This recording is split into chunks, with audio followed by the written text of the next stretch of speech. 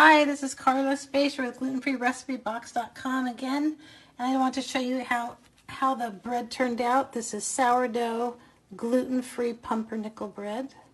It's nice and soft.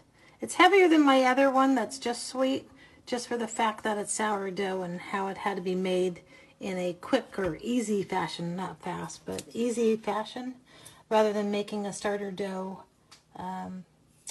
starter. There's another way of doing this. So that's all I do is smear as much as I can handle of cream cheese, because that's my favorite thing with pumpernickel bread. And let me take a bite. This is my first bite of it.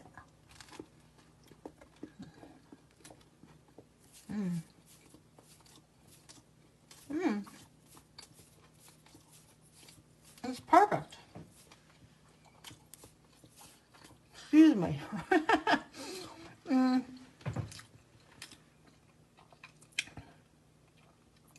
The other dough, that's the sweeter one that's not sourdough, is very sweet.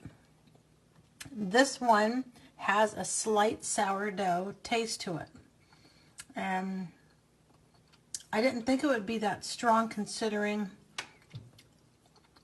my method. I thought I would have to test this one and then possibly do a couple more and see how long I'm going to have to let it sour.